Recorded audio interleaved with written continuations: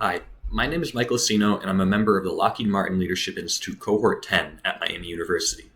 In order to further understand the ways that our cohort will navigate the drastically evolving workplace by reimagining collaboration, I took the time to read Office Optional: How to Build a Connected Culture with Virtual Teams by Larry English. English is the co-founder of Centric Consulting, a 100% remote management consulting firm. With over 1,200 employees across both the US and India, English has learned how to develop his firm's culture in a workplace with minimal face-to-face interaction among employees, and shares these techniques in Office Optional. He describes the necessary components of a successful remote organization with a large focus on the implementation of collaborative tools and the building of trust between coworkers and leadership within an organization. The first major topic covered in Office Optional is how to develop and display trust in employees who work remotely, as a foundation of trust is necessary when developing company culture.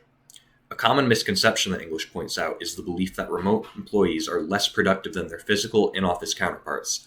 However, the reality of the situation is that remote workers tend to work too much due to the challenge of separating work life and personal life when working in a remote setting. To address this, English explains how the structure of a workday for remote employees should not just mimic that of a traditional employee in an office setting.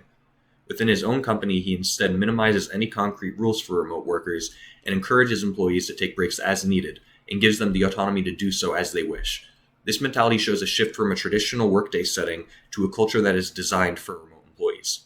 After establishing the importance of trust in a remote setting, English moves on to the methods necessary to then build a sense of community among employees who do not all work in the same setting and rarely see each other in person. English gives an example of this within Centric Consulting, where company culture began to dwindle as they scaled up in size. Due to this, it's imperative that leadership takes the initiative to build a company culture as soon as possible, with examples of this being culture development programs for new employees.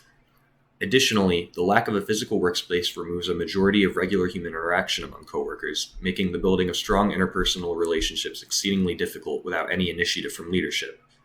English emphasizes the value of these relationships, which have been proven to increase productivity even in remote environments, and recommends organizing meetings to have more time scheduled than necessary so that the remaining time can be spent socializing among coworkers, providing an avenue for human interaction that's otherwise lost in remote environments.